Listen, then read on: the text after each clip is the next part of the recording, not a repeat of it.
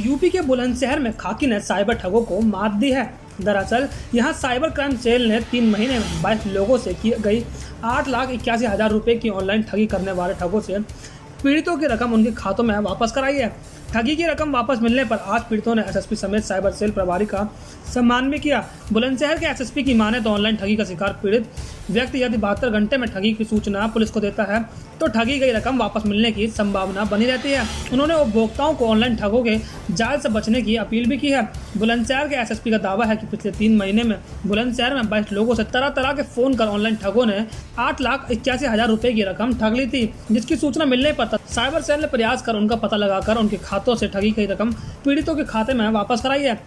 ठगी का शिकार हुए 22 लोग अब बुलंदशहर पुलिस का शुक्रिया अदा तो कर ही रहे हैं, साथ ही लोगों से ऑनलाइन ठगों के जाल में न आने की अपील भी कर रहे हैं। मेरे अकाउंट से 500 रुपये पहले कट गए थे, उसके लिए मैंने गूगल पे से नंबर लिया। नंबर लेने के बाद वो मैंने कट कर दिया। फिर उधर से कॉल आया मेरे पास, तो उन्होंने मेरे को नाम बताया कि आप रामपुर की गोल्ड से बात हो रहे हैं। मैंने कहा जी हाँ।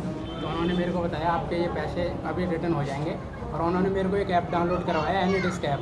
और एनीडिस्क ऐप डाउनलोड करवाने के बाद उसका OTP ले लिया, और उसके बाद मेरा फ़ोन उनके सिस्टम में हैक हो गया और उससे 2,80,000 अकाउंट से काट लिया। अच्छा, आपने पुलिस से कब शिकायत की थी और शिकायत के कितने दिन बाद आपको पैसा वापस? सर मैंने 12 घंटे के बाद ही शिकायत कर दी और ये मेरे पैसे 1 महीने के अंदर वापस आ गए। 31 मार्च को 4 बजे फ़ोन आया कि तुमने चेक दिया किसी को 2 लाख का, तो वो हमने मना किया तो बोले ना किया तो इस कोड को कर दें। तो उन्होंने FD कर रखी थी अलग, फिर वो वापस भेज दी। फिर दोबारा वापस OTP मांगने लगे, वो 3.5 लाख डेबिट हो गए। तुरंत हम उनको OTP नहीं दी, साइबर सेल पहुँचे, वहाँ जाकर अपने खाते पर रोक लगा दी, बंद करा दिया सब। और 2 तारीख को पैसा वापस आ गया 3.5 लाख रुपये। पुलिस से शिकायत की थी? जी, शिकायत की 31 तारीख को रात को 9 बजे। अच्छा, शिकायत करने के बाद में कितने दिन बाद पैसा वापस आया? 1 की छुट्टी थी, 1 और 2 की, 3 वो 1 और 2 की छुट्टी, 3 को पैसा वापस आ गया। बुलंदशहर की साइबर सेल की टीम के द्वारा एक महत्वपूर्ण उपलब्धि प्राप्त की गई है, और जो कुछ जागरूक लोग थे जो ATM fraud, bank fraud, hackers के द्वारा प्रताड़ित थे और जिनका कैश कट गया था, जिन्होंने समय से पुलिस को सूचना दी थी, जनवरी माह से लेकर मार्च माह के लास्ट तक ऐसे 22 लोगों के कुल 8,81,572 रुपये वापस कराए गए उनके अकाउंट में। 100% पैसे वापस हुए। इसमें उल्लेखनीय है कि एक तो लोगों में जागरूकता का अभाव है, जिसकी वजह से वो काफ़ी विलम्ब से पुलिस को सूचना देते हैं।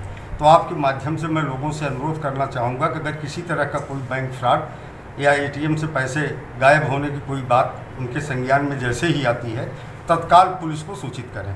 और अगर 72 घंटे के भीतर पुलिस को सूचित कर देते हैं तो हम सबका एक प्रयास रहता है कि मैक्सिमम धनराशि वापस हो जाती है। तो ये सारे लोग वो थे जिन्होंने समय से पुलिस को सूचना दी थी, और हमारी साइबर सेल के प्रभारी राजीव कुमार गौर के द्वारा बड़ा परिश्रम करते हुए इन सबके पैसे वापस कराए गए। और जागरूकता के लिए भी इन लोगों को बताना आवश्यक है।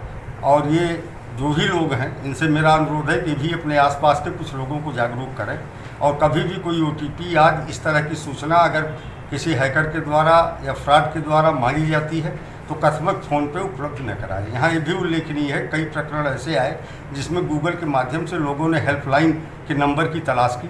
वो सारे नंबर्स हैकर्स द्वारा गूगल पे डाल रखे गए हैं, और जैसे ही ये उस नंबर पे कॉल करते हैं फिर इनके साथ फ्रॉड हो जाता है।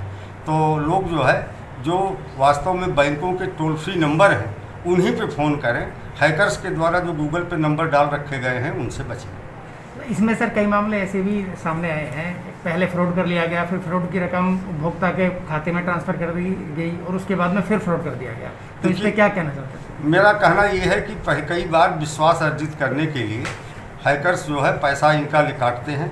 इसके बाद फिर जब इनके द्वारा अनुरोध किया जाता है तो बैंक बन करके, बैंक का कर्मचारी बन करके इनका पैसा इनके अकाउंट में वापस कर देते हैं।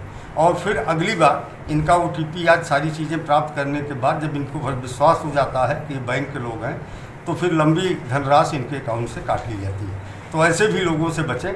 बैंक इस तरह की कोई न तो सेवा प्रदान करता है, न बैंक से कोई इस तरह से फ़ोन करके आपसे कोई जानकारी मांगता है, लेकिन लोगों में जागरूकता की कमी है और उस वजह से घटनाएं हो रही हैं।